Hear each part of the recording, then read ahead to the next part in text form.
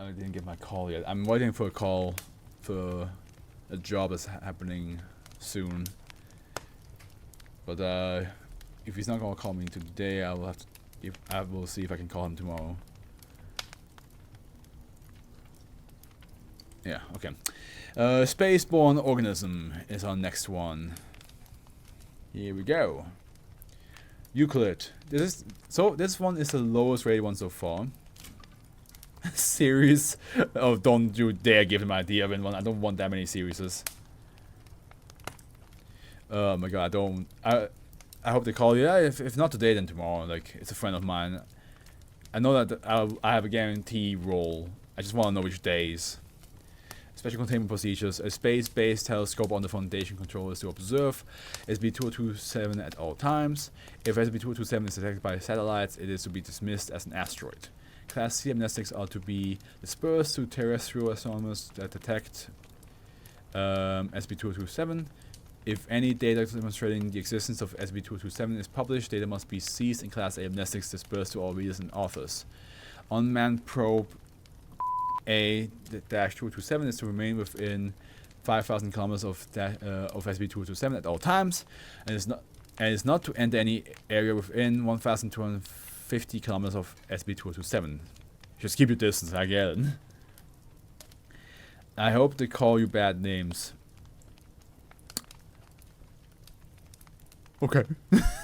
Description: SB-227 is a space-bound organism of extraterrestrial origins. Current estimates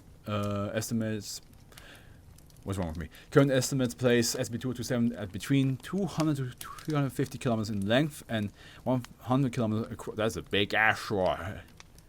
Well, it's a space-bound organism. It's pretty big.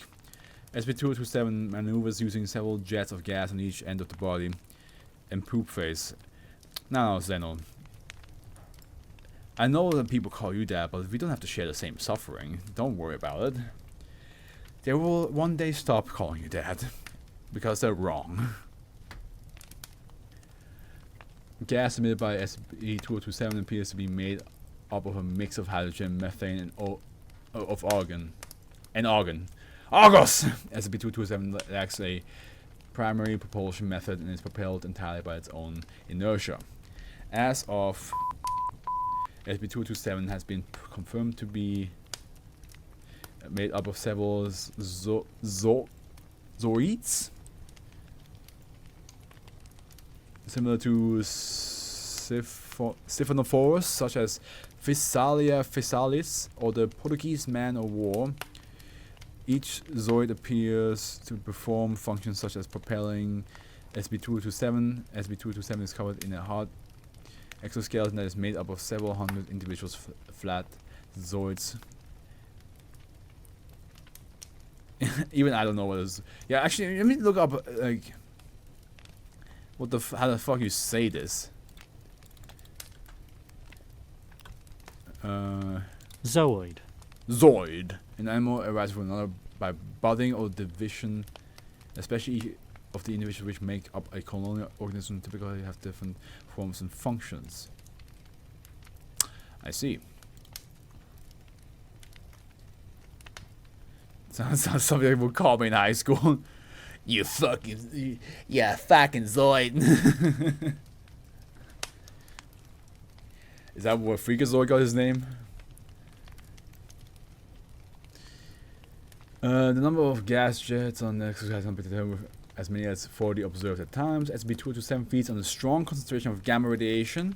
When radiation from gamma ray burst 130427A reached SB-227, SB-227 ceased all activity and began spinning slowly. An increase in movement speed was noted 4 days later. SB-227 appears to be traveling directly parallel to the solar system orbit around the galactic center. However, between 19 and 19, SB-227 changed course slightly times. SB-227 was detected by the redacted Gamma Ray Observatory on 19 when it eclipsed the redacted pulsar. The complete lack of gamma radiation near SB-227 was logged into public record. Foundation agents dispense Class A amnestics to all researchers who had come in contact or were aware of the data. SB227 is currently 0.02 light years from Earth. Current projections show no risk of SB227 impacting Earth or any other body in the solar system. SB227 closest approach to the solar system will be 0.009 light years if no course corrections are made.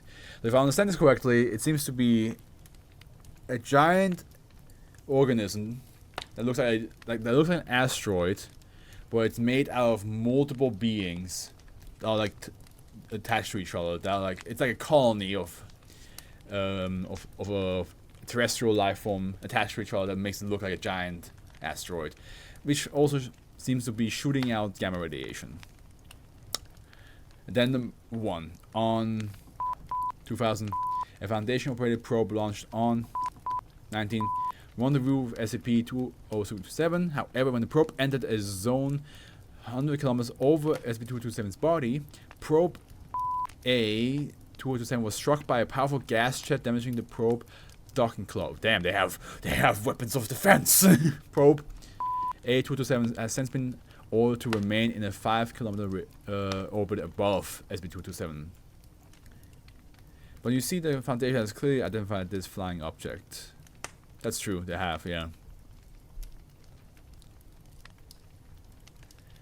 That's true. And then on 2000, SB227 split into parts and reassembled itself after hours. SB227's speed has been noted to have risen by meters per second at this time. I like how the Foundation can just do that. Yeah, the Foundation can just be like, listen, it looks like that's what it is. Addendum 3. On 2000, a large sphincter opened on SB227's side and a large mass of matter was jettisoned. A thin appendage extended from SB227 and connected to the mass of matter designated -1. 3 weeks later, jets of the same gas emitted from SB227 was emitted from -1, and the appendage was disconnected. -1 then accelerated away from SB227 in the direction of the galactic center. Addendum 4. On 2000, probe A-2027 has detected multiple sporadic emissions of argon, methane, and hydrogen from the areas SB227 has passed through. These signatures are of compositions identical to SB227's maneuvering jets. Note, these creatures may be native to the high radiation regions in the center of the galaxy. What we're witnessing now may be a migration of sorts, Doctor.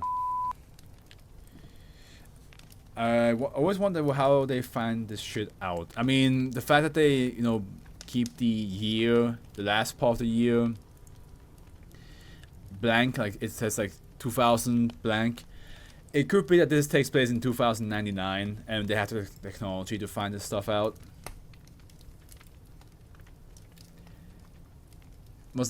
Must took like a year of research to figure out what it is, what it does, and what anomalous property it has. Oh, absolutely. I'm pretty sure like most SCPs will have like a certain set duration that just takes time for them to figure out. There are some that are easier, right? There are some that are definitely a lot easier, but like stuff like this, I can imagine took them quite some time to figure out. Because like it's like that far away, they had to spot it first, they had to like keep looking at it just to like.